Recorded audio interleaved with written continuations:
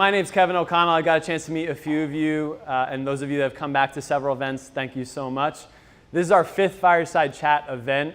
This all stemmed, as I say for every event, it stemmed from my curiosity and scratching my own itch for people that found a job that they love. And just about 3 years ago, I was miserable, dead-end job, and I was very unhappy. And I'm really excited to interview one of my good friends who I met in graduate school, Stacy Campesi, and I met her husband as well in graduate school, and we've been friends for probably 10 years now. Yeah. But I'm really excited because all the other guests that some of you may have seen, whether it's in person or through video, they've been guests that we've either connected through being here in DC or through LinkedIn, and we've just heard that they've had a really cool story. But I'm excited to sit down with Stacy. I think it's gonna be a little bit different as far as hearing about her journey to college and out of college, but more importantly, because she is a life coach and she does professional development for a living, what I've said to a lot of people, I think is gonna be very practical, very tangible. And again, I've said it many times, I wouldn't be standing right here and I wouldn't have written a book, I wouldn't be an entrepreneur if it wasn't for Stacy. Literally almost 3 years ago, of Memorial Day weekend, where we sat over a bottle of wine and she kicked me in the ass and said, Kev, you got this, you can do it. And I don't know what pills she gave me, but I spent the next 90 days basically starting to write this book and becoming an entrepreneur and moving to DC. And so without further ado, I'd really like to give it up for my friend Stacy Campesi.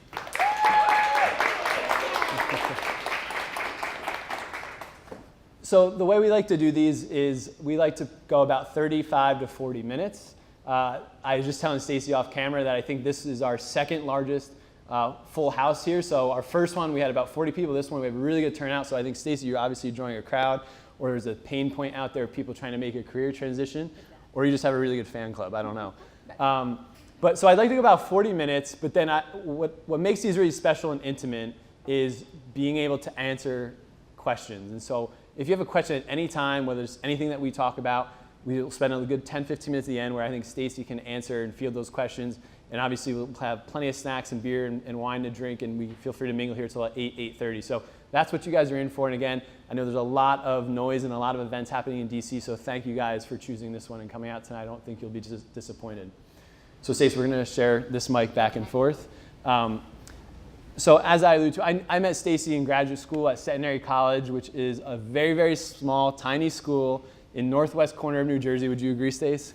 Yeah, there's more cows than people, literally. And I think both of us, I know you went there for your undergrad, and I want to find out how you landed there, but I didn't know what I was getting into. And I think a lot of us that we were in our early 20s, we made the most of it. From our master's degree to our work experience, I think that's what propelled many of us to get to where we are today.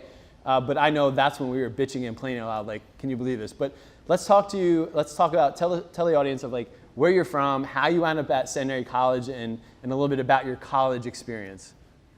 Oh my gosh, you're going way back. So as Kev mentioned, Centenary is a tiny little place in northwestern New Jersey.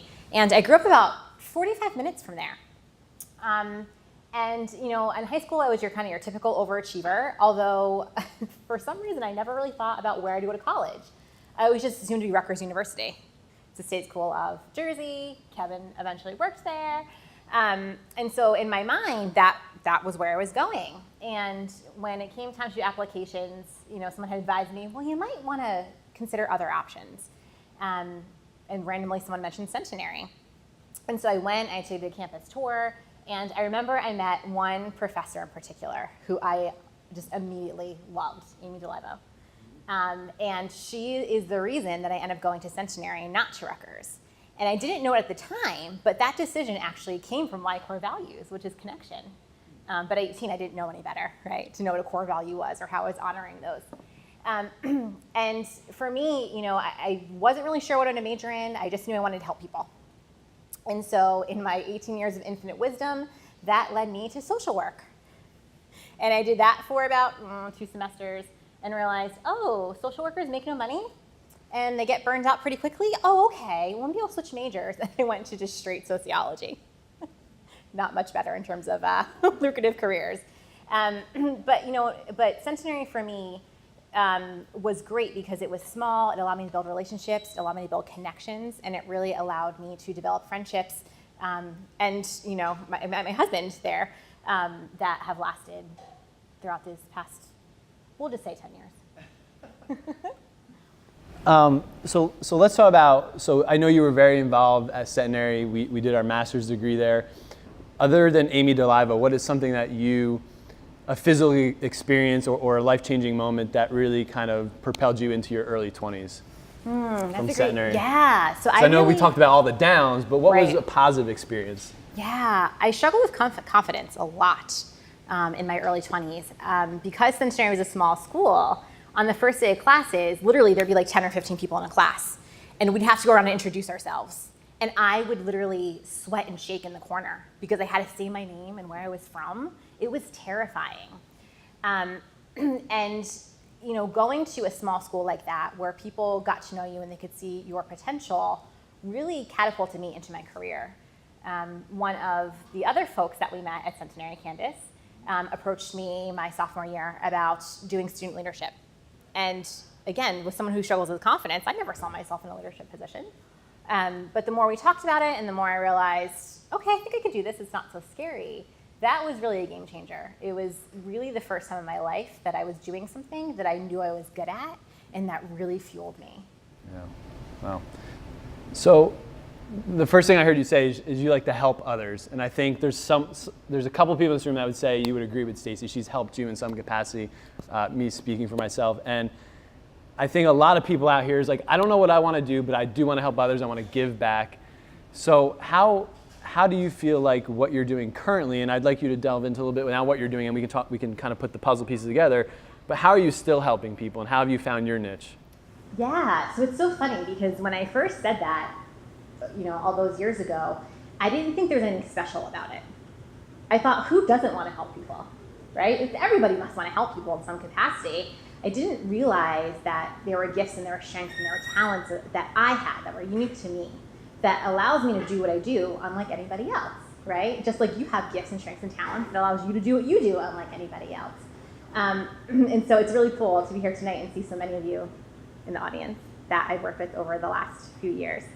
I digress. What was the question? So how are you still helping people? And because I obviously, a lot of people might be here because you're a life coach, which we'll get into in a second, but obviously you have a full-time job. So how are you still helping people, and how have you still found your passion? Yeah, so I really see my role now as a partner. It's working with either young professionals or I do a lot of executive coaching and a lot of team coaching. It's really helping people understand where they are, what's not working about that, where they want to be, and what needs to change to get them there, or what doesn't need to change. I think also often we can kind of get trapped in this, cycle of I'm not good enough, I need to do things differently or better, and we forget to take a look at what we're already doing well, and stay focused on what we want versus what we don't want. So my role now is really, working with folks essentially to get out of their own way, because we are our own biggest enemies, and the only thing truly holding us back is the thoughts and the beliefs that we hold true about ourselves. And it's all up here. Yeah. So I know over the last 8 to 10 years, you didn't get there overnight. And so you left Centenary College, like many of us did. What was next, and how would you describe that? Were there ups, were there downs? What were there struggles? Because I'm very curious, because I know now you seem like you're thriving, but what were your early to mid 20s like? Oh, they were awful. So we left New Jersey back in 2010, and I came down here and I accepted a job with an educational nonprofit called the Washington Center, which I think some of you might be familiar with. And it was great because it allowed me to work in DC, it allowed me to acclimate to the city, it allowed me to do what I thought I loved doing. And it didn't take me long to realize that I wasn't living up to my full potential. I felt like going to work, why am I here? Anyone could be doing this job. There's nothing special about me that makes it unique. There's 12 people in my position, we're essentially cookie cutters of one another. And so while I met a great group of people and I really honed skills, I didn't feel settled. It didn't feel right. Something felt off.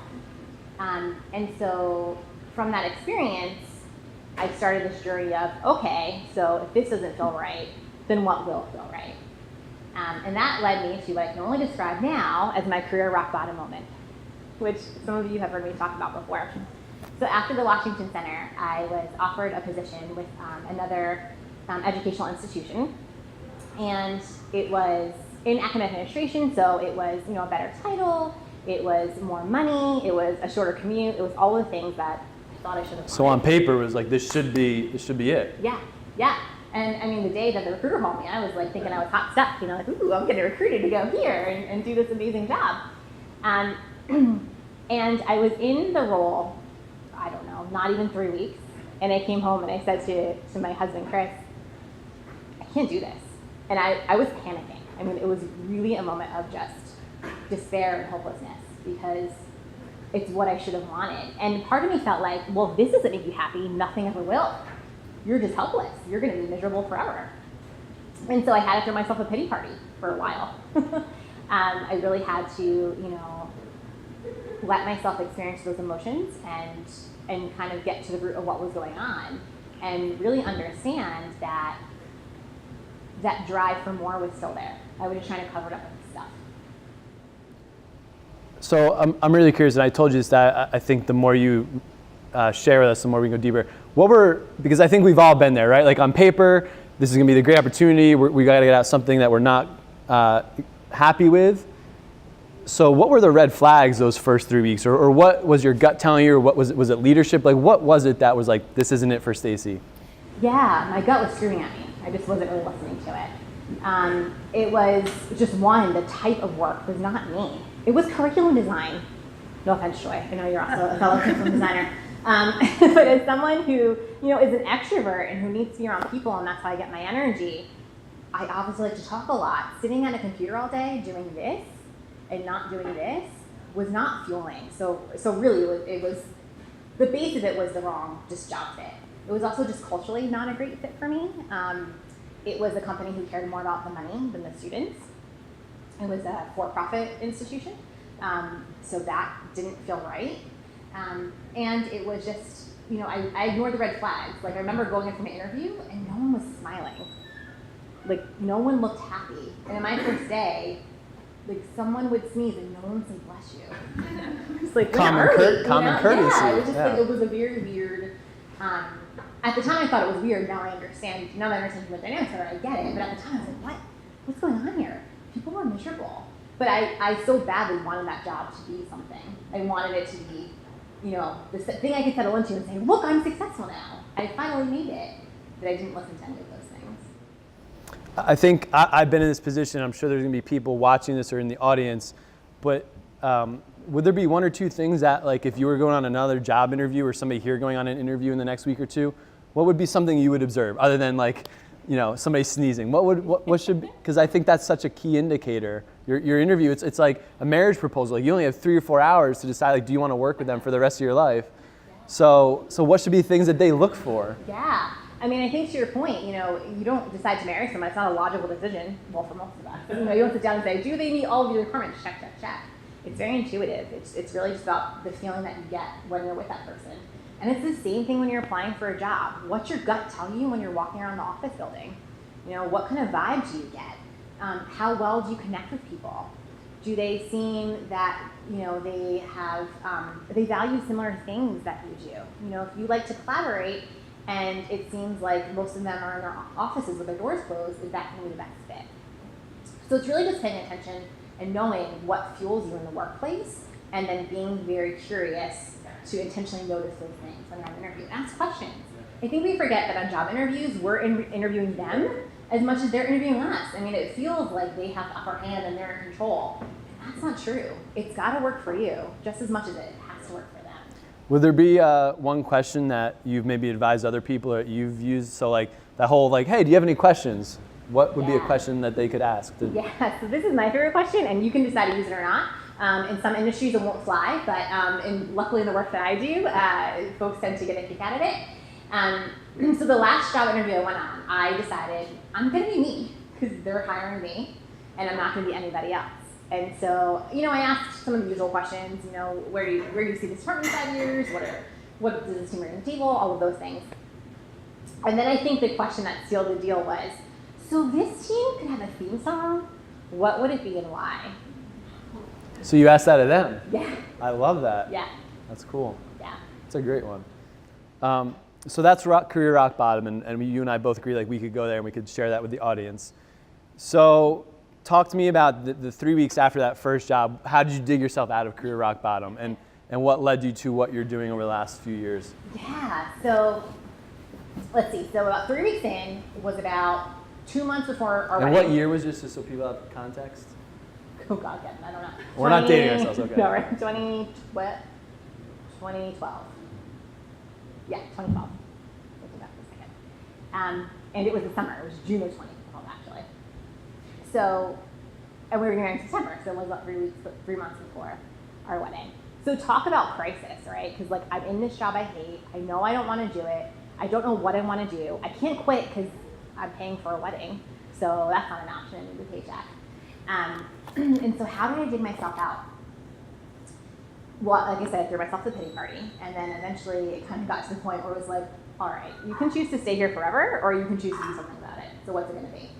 And it wasn't an easy choice to make, and I wish I could tell you it was like all of a sudden I had this epiphany and I knew what I wanted, and it was just like, you know, off to the races. But it was a slow process, and I spent probably, I don't know, maybe 6 months or so just researching what are careers that would allow me to do what I love to do. And that was a really hard question to answer. And I think it took me so long to answer it because I didn't know. I didn't know who I was. Again, I lacked confidence. I didn't know who I was. I didn't think I had any special skills or gifts. And so before I could even research the careers, I had to figure out what were those things. And so I went back to that thing I said about what attracted me to sociology, which was, okay, I know I like to help people. That's something. Let's start there. What are careers that can help people? Well, there's occupational therapy and physical therapy, which is great, except for I suck at science, so that was out. So I knew any of those kind of helping professions weren't in my wheelhouse. And I went back to, you know, things like my Myers-Briggs type, ENFP, in case any of you are wondering. Where's my fellow? Yeah, my fellow ENFPs. And so I started researching. Okay, so what are the things that, you know, would really, with someone with my personality type, what, you know, are some good career options? And it was a lot of the usual, like nurses and teachers and all of that. And randomly something popped up that said coaching. And I always thought that coaching and consulting were the same thing. And I never pursued it because, again, I'm a 20-something who hates my job and lacks confidence. Who the hell wants to listen to me? Like, who am I to tell somebody what to do, right? But something piqued my interest, and I did a little more research, and I realized that coaching and consulting are not the same thing at all. They're not even close. They're actually two very different modalities. And in that moment, it was just this pure wave of relief. There's been very few times in my life where I've had that feeling, but it was just this sense of, okay, this is what you're meant to do. This is it. And I immediately started Googling coach training schools.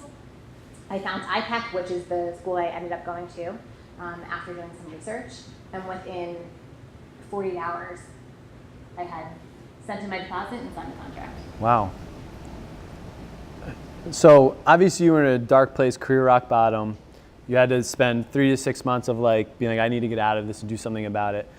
I think both of you and I and several people in here, we've talked to people that they feel that way, but they don't even know where to start, or they don't know how to have that self-talk to get out. So before we go forward, I want to ask, like, what do you tell somebody that was in your position, but they don't have the wherewithal to be like, what do I want to do? Or to go back, like, what was I good at in college? How do you provide that clarity when they're at rock bottom? Yeah, it's hard to get to that clarity because so often we're just beating ourselves up, right? Because we're there and it sucks and it hurts and we feel like a failure. And so, of course, we can't think clearly. Of course, we can't figure out what we like to do because we're so busy stuck in the self-doubt and the worry that it's like a never-ending cycle. And so I think, you know, I think understanding that we label emotions as good or bad, but they're not really good or bad, right? Like, we're all born with the ability to feel sadness, to feel anger, to feel frustration, to feel joy, to feel excitement, to feel love. So we think that when we're feeling one of those bad emotions or negative emotions that something is wrong, but it's actually quite the opposite. It's just a message telling you that something isn't right now. And so I started using with my clients the term, thank your misery, right? Nobody ever was laying on a beach in Hawaii and had this like life-changing epiphany of like, I'm gonna go back and like quit my accounting job and become, a world famous speaker. It's always in those moments of despair. It's always in that darkness. Do we really realize that something's not working for us? So I think the biggest thing is just know that there's nothing wrong with you for feeling that way. It's normal, and it's actually serving a purpose. It's whether or not you're willing at that point in time to dive into, okay, so if I'm feeling this way, what message is it trying to send me? Yeah. So obviously it's self-reflection, but it's really kind of giving that kick in the butt of like, I need to get out of this. Let's go the opposite direction, because I think there's people that have gone out of career rock bottom and they're thriving. And I think you and I have talked about this in the last 3 years, is when I was in my rock bottom, I used that energy to go forward. And I've had bouts where I've kind of, not that I've made it, but I haven't, I'm somewhat happy, but I haven't had that misery. So I've lost a little bit of motivation or energy. How do you work, or what do you tell people in that sense, that like they've gone out of rock bottom, now they're not fighting, they're kind of in limbo, and they're not fighting against misery, but they're still trying to reach the other professional goals? Yeah. Is that common?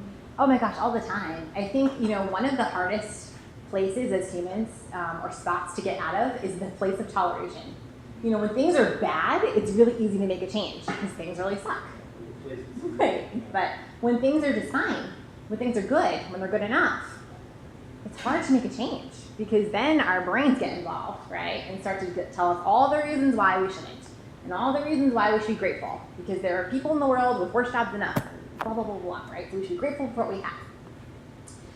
And so to your point, when you're in that place of toleration, that is the hardest place to get out of. And we're all there at some point in our life, and we have to be, right? Because sometimes things have to be good enough. We can't be expending all the energy to make them great. It's just when we find ourselves there for a long period of time, if things are always good enough, they're never great.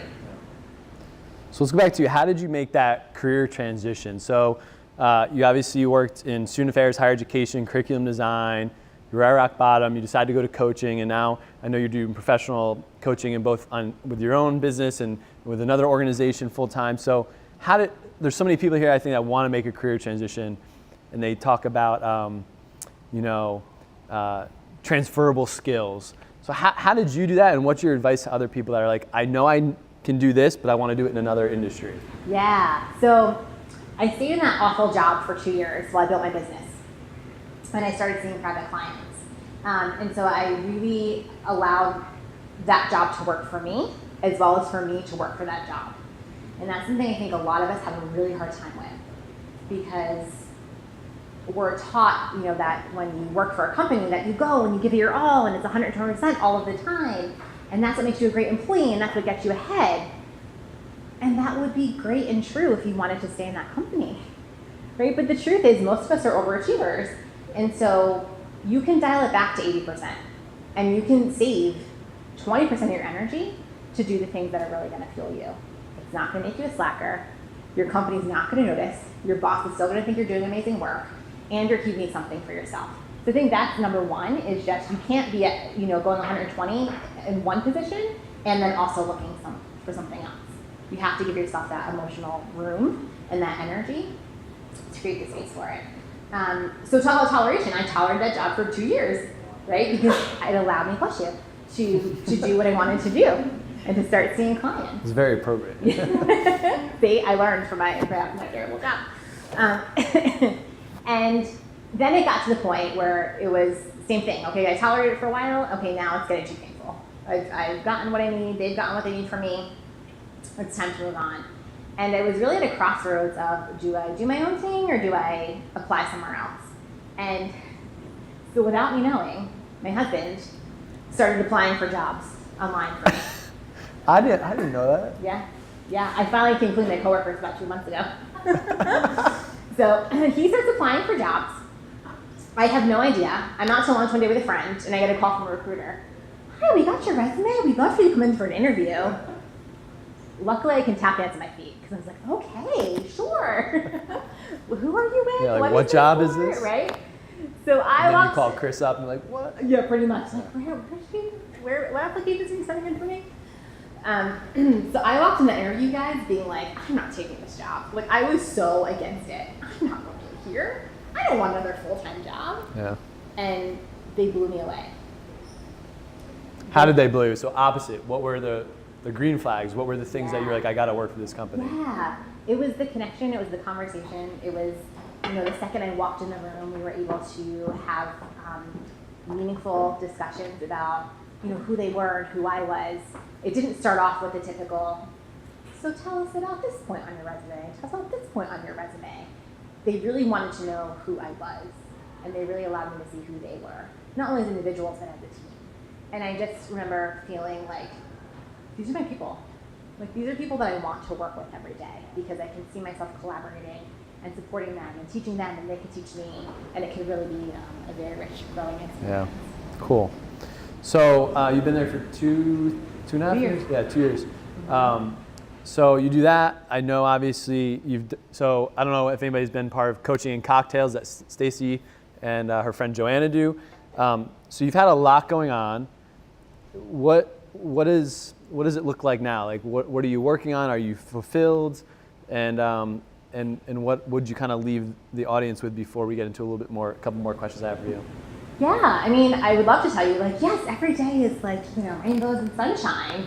No, there are more days like that than not.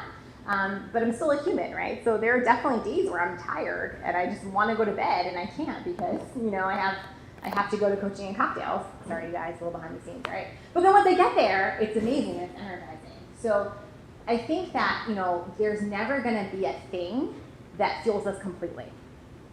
And we set ourselves up from failure when we think that any one thing will do so. I mean, if you were in a relationship and you expected your partner to do that, we'd call that codependence, right? And we'd say there's a problem with this. But for some reason, we think it's totally normal when it comes to our job.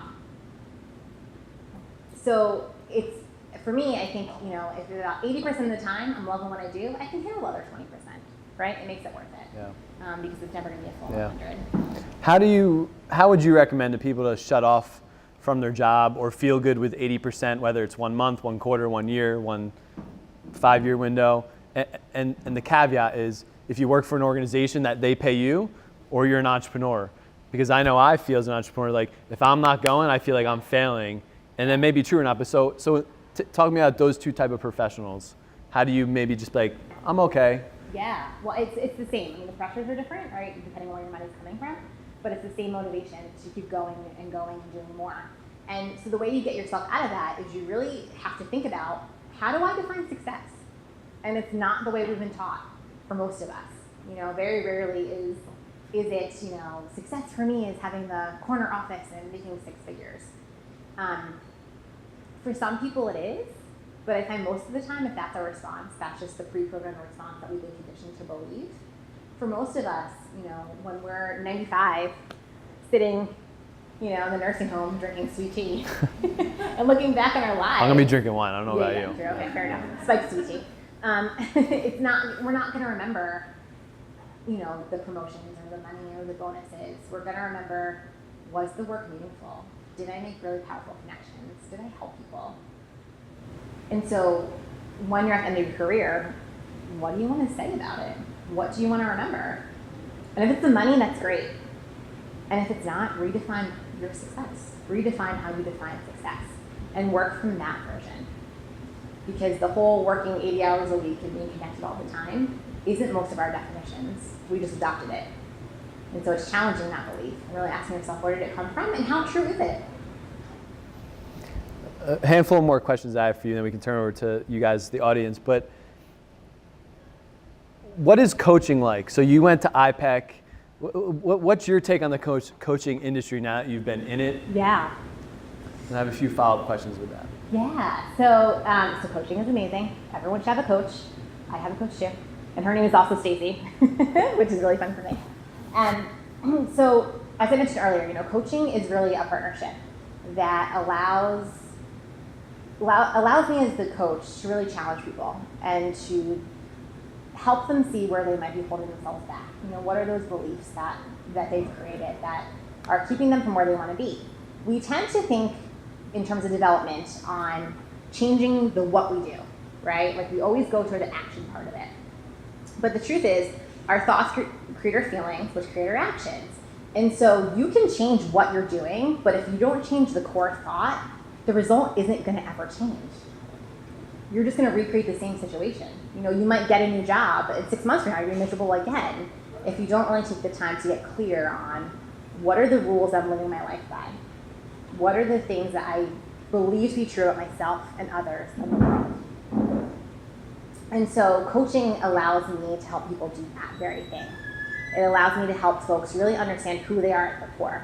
Because I believe that once you know who you are, the what you do is easy. I don't stress about it anymore because I recognize that as a human, I'm going to evolve. I don't know if 5 years from now I'm going to be coaching, but I'm not stressed about that, right? Because the what is just an expression of the who. And so once you have that clear confidence and clarity, it's amazing how you just don't stress about those things. Yeah. What if a young professional, whether they're early 20s out of college, mid 30s, or at the end of their career spectrum, say they, let's call it what it is, say financially or because of where they are, they can't get access to a coach. What would be some solutions, whether it's maybe where they work or like what would be some solutions? Because I know coaching it's not free because your time is worth something. So like what would the answer to that be? Yeah, well, there's always coaching and cocktails, third Wednesday of every month with the WeWork in Pastry. So I think it's about having a really good support system, right? It's about having people in your life that will call you out on your own BS. And one of the easiest ways to find people who will do that is to start doing that for people. I think, most of us, especially us ladies in the room, we tend to be people pleasers and we don't want to hurt people's feelings. And, we've been taught to be nurturing and compassionate people don't tell someone the truth like that. And the reality is we're just keeping people stuck. We're keeping ourselves stuck. So I think you'll be surprised if you start holding up a mirror to folks and showing them what you're seeing in a loving and compassionate way, of course. They'll start doing the same for you. So you got to give to receive, yeah. I want to phrase this the right way. Where do you see the pulse of? So there's a lot. We're in Washington D.C. I know you've worked with several colleagues. What is the common thing that they come to you with, and how do you help them? Yeah. Because it's a young professional city. So what's the common theme, and how do you help them provide clarity? Emily, if I can call you out, I don't know where you are, but the first thing she said to me earlier was, I'm just trying to figure out what I want to do next. That is literally why I'd say 90% of my clients have hired me, is because they're trying to figure out the thing that they want to do next. And it's common not just amongst young professionals, but everyone. So, I am very fortunate in that I get to coach folks of all age ranges. And I can tell you that someone who's approaching retirement is just as scared about what's next as you are right now. That feeling doesn't necessarily go away unless you take the time to do the work and get really clear on who you are so you can figure out the what. Yeah. So I told you I was going to ask you this. What would be the number one resource? I know you, 2 or 3 years ago, you did a values assessment with me, which I think was life-changing, which I think you should talk to Stacy about, and I think I don't know if it's a free document or not, but what is a free resource where they could get started? Or I'm going to ask you that, and then the follow-up question is, what is one question they could ask themselves leaving here tonight if they're stuck? Yeah. Ooh, that's a good one. Just one question? God, that's so hard. So I think, if there's one question that you can ask yourself, and it has to be continuous. It can't be just a one-time thing. But it's, what do I want? What do I want in this moment? What do I want in this job? What do I want in this relationship? And not holding back. You can be selfish with your response. You don't have to share with anybody but you. But what that does is it allows you to start focusing on more of what you want, which allows you to take action and get the thing that you want, as opposed to what most of us do, which is ask yourselves why. Why are things this way? Why did I do that? And the why questions really keep us stuck in the past. So focus on the what and focus on what you want, because you know what you don't want. Right? And if you can do just that one thing, you'll find yourself in a world of difference in just a few short weeks. Bless you. And in terms of free resources, there are... Could be a book, a website, a guide, something you've done, or... Yeah. Well, we have the Niche Movement book, which is amazing. And it's definitely a great place to start, hearing about how other folks found the answer to their question of what do you want. Some of my favorite bloggers, Marie Forleo, who actually Kevin introduced me to years ago, she is a business and life coach. She is amazing. She has a weekly series she calls Marie TV, and she does like short little clips, and it's always incredible, so definitely check her out.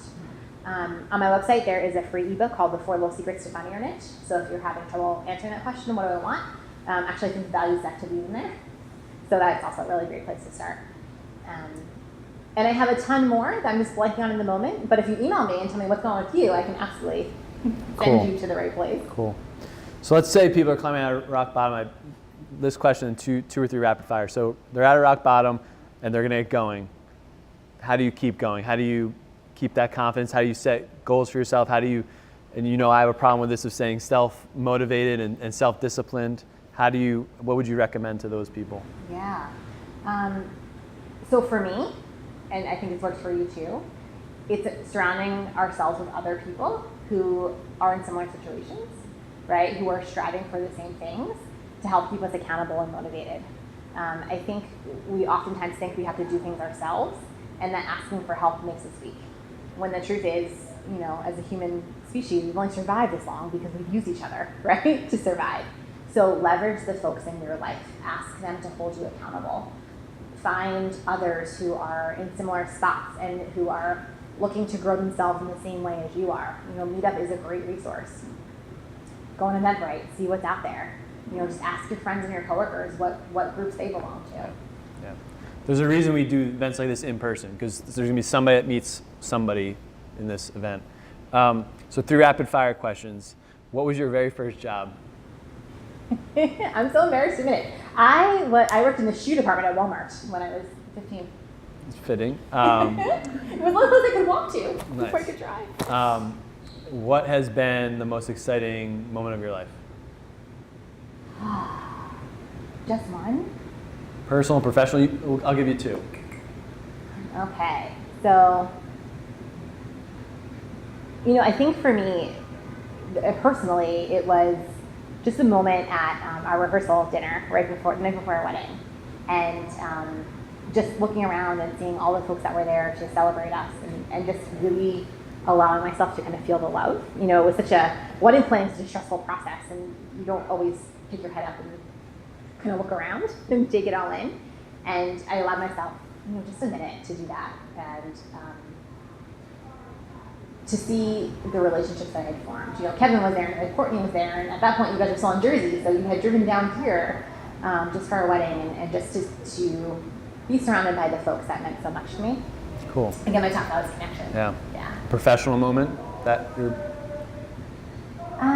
I think, professionally, there's obviously been a lot of them. The one that stands out to me happened pretty recently. I was coaching an executive.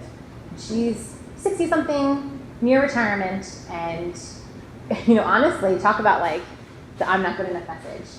The whole session, I was like, am I even helping her? I don't even, what is going on? And at the end, I always ask my clients, so tell me, how valuable was the session for you?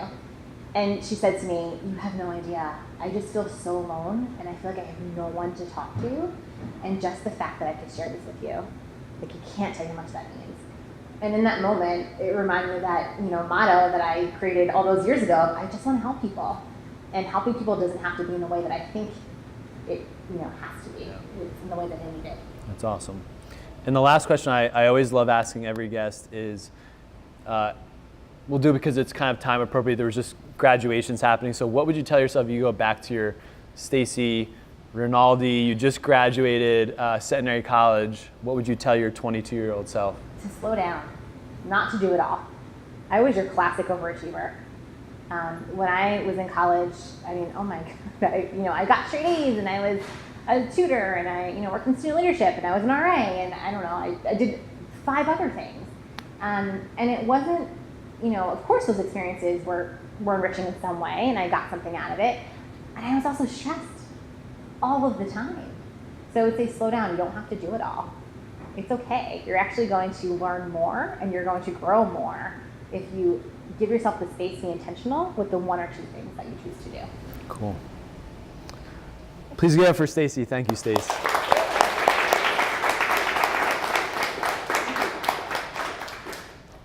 I think you're pretty much of an open book. What would you like to ask Stacy tonight? Things we didn't hit on, things that intrigued you, things you're struggling with or happy about?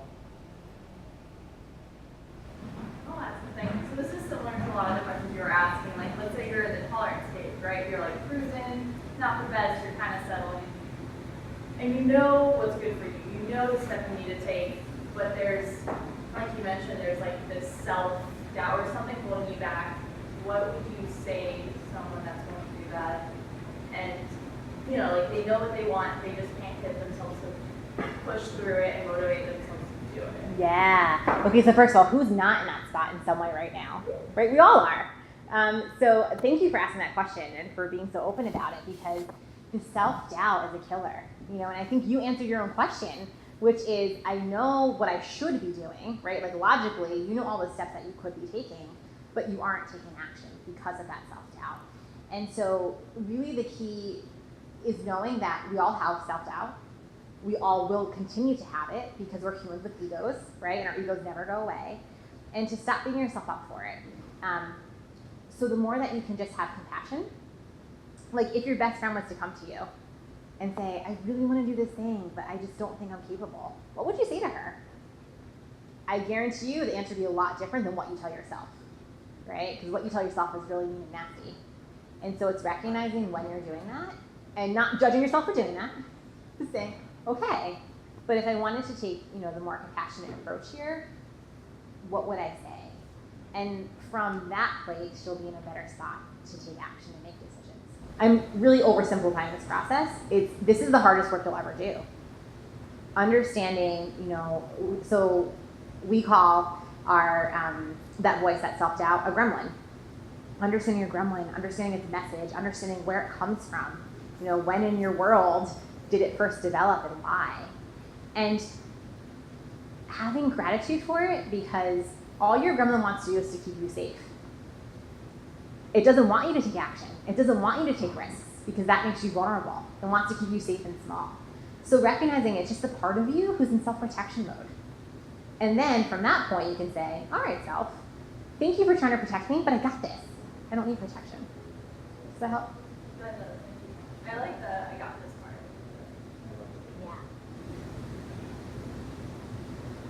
Yeah. So Stacy, you talk a lot about surrounding yourself with people who are like-minded and help support you. Mm-hmm. How do you weed out the people that hold you back?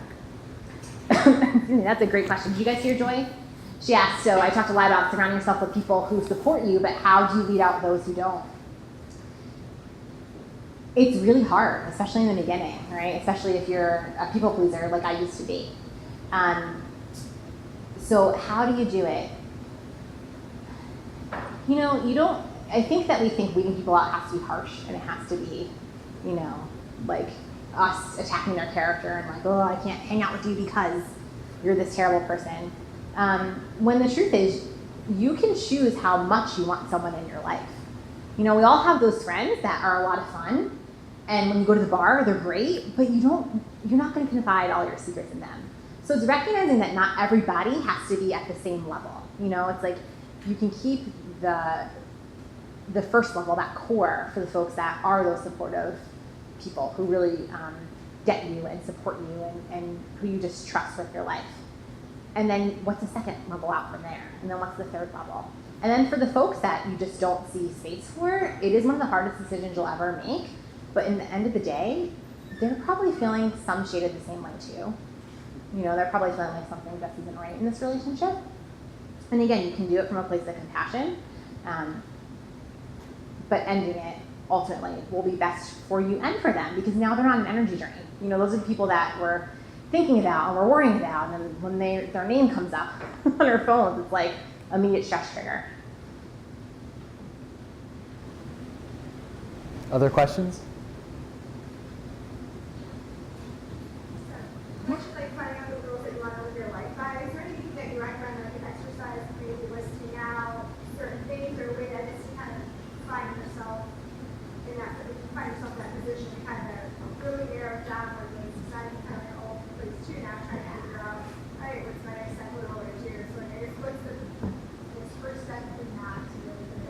Yeah, that's a great question. So the first step in figuring out what are the rules that you live your life by is just by observing yourself every day. And in each moment, just kind of getting curious with it, like, I wonder what rule I'm living by right now. If you want to, be overambitious and like take an hour and sit down and actually like think about it and write out all the rules that you abide by, you can certainly do that. This work doesn't have to be time consuming. It can be if you want it to be, but really just setting the intention to planting the seed of, I want to start uncovering some of these rules will be enough. And now you're going to start automatically identifying them. Our brains, really are magnificent computers. Like, think about when you want to buy a car. Like, so right now I really love Ford Fusions. I don't know why, but I love them. So everywhere I go, I see Ford Fusions. It's not that there's more of them, it's just I'm paying attention to them now. So it's the same thing with the rules. Once you set the intention of I want to discover what rules I've created for myself, you'll automatically start picking up on them. Does that help? First of all, this was a really awesome session. Like a lot of active session on tape, based on what you had to say. But it seems like you've been able to work with young people and also old people and kind of everywhere in between. All ages. Yeah, all generations. Career spectrum. The other end of the career spectrum. The whole career spectrum. Are there any like glaring differences or similarities in the issues that entrepreneurs have when it comes to how we're interacting with work and how we're dealing with Yeah. similarities and differences? Yeah, so that's actually a really great question. And my first response to that is I was shocked at how alike we all are. Because I thought there would be a lot of differences. I thought surely someone who's 45 and executive is going to worry about different things than we do. As humans, we all have the same fears. We all have the same things that hold us back. And so we're more alike than I think we give ourselves credit for. And of course there are some differences. I mean, just generationally, right? Like someone who is a Gen Xer or a baby boomer might value different things than we do. But at the end of the day, the stuff that holds us back is generally the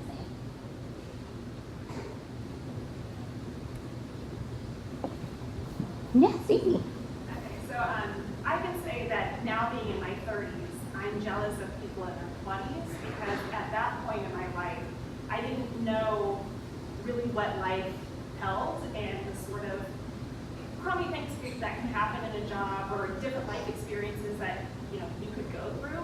And I remember saying, in my 20s, the world is your oyster. You can do whatever you want. And now I frequently see those, and like, man, the world's their oyster. And so you start kind of thinking, I should have done things differently. Maybe if I would have done that, or I would have done this. So, what advice would you give someone, other than knowing that that feeling is silly and that I shouldn't have that? The world can still be my oyster. Yeah. What do you give someone that's kind of looking at that sort of self-confidence that maybe others have and trying to regain that themselves later? Yeah, thank you for sharing that. And first of all, your feeling isn't silly at all, right? It's only natural to look at somebody else and think, I want what you have. It's not fair that you still have it. And so, how do you regain your confidence? How do you kind of put yourself back in the place of, I can do it, right? Like, I got this. Something I touched upon actually early in the conversation, which is recognizing that every experience gives us purpose and meaning. It's up to us how we choose to use it. So what I mean by that is, you might look at someone in their 20s and they might be, totally overambitious and seem like they don't have a care in the world and that they're just doing all the things that they want to do and they seem really successful. And I guarantee you to talk to them, they have the same gremlin messages that you do, that I do. And so it's recognizing that one, no one's got it all.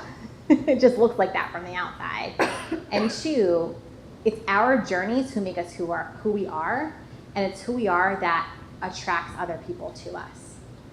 And that's important because none of us work alone, right? We all work with other people. And so who you are now as a result of feeling like I missed my chance is going to bring you to where you want to be.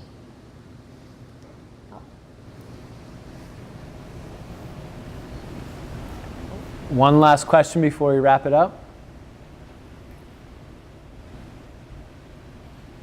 Well, thank you to the 3 or 4 of you that were brave enough to ask a question. I know if I were in your position, I'd be like, I'm going to wait until like there's one person left in the room. So obviously, at any time you can do that. We're going to be here for the next 30 to 40 minutes. Obviously, a lot of you have connected here through Eventbrite, so we do have your email. But if you want to email us or connect with us at the Niche Movement, you can do so. Stacy, before I kind of have some closing announcements, how can people connect with you or stay in touch if they want to ask a question like a year down the road? Yeah, I'm embarrassed to say this in front of Kevin, but I actually really stink at social media. You've taken a break. No, you've taken a break. Yes, Yeah. I think definitely. So the best way to get me is to email me, and my email is Stacy, S-T-A-C-Y, at slccoaching.net. That is the fastest way. And if you're interested in having more conversations like this, we do host a meetup, Joanna and I, who's my partner, the third Wednesday of every month over at the WeWork in K Street called Coaching and Cocktails. And so you can find us in the meetup. Yeah. Cool. Before I give my closing announcements, please once again give it up for Stacy. Thank you so much for coming out. Chris, thank you for coming out and supporting your wife. So thank you. And here's what I'd like to close with is this is our 5th Fireside Chat. I've been telling a lot of people over these events, we've been telling stories for the last 3 or 4 years. So I think the one plug, if I could make one, would be that Stacy's antidotes and resources and tips are one of many that we have for free. So we just did 4 of these between February and April. So there's 4 full-long videos of all different people from industries and experiences that are on our YouTube channel and our podcast. And you could literally listen to them for free. And we're going to be doing more of these. So next week we're going to New York City and interviewing another good friend of mine, Amanda, who went from working for the Associated Press to now running. She's basically a food and event influencer in New York City. Very cool story. And we're going to take a break in the summer, July and August, but we're going to come back and do an event at HBO in September. And then we're looking to put together actually a veterans panel version of this here in October around Marine Corps Marathon, hopefully. And then I'd like to close it out with a special event with a special project I'm working on in November to close out the year. But again, I'm very grateful for the sponsors and the people like you to come out to attend these events. But again, there might be some antidote that you want to come back to or somebody that's not here with you. And I think the reason that we have Dan and Kai and all our other interns like Bryson and Heidi here is because they're the brains behind this and putting out so much content. And if I give one more round of applause, it'd be for these guys that help plan these events because they're doing it for free basically.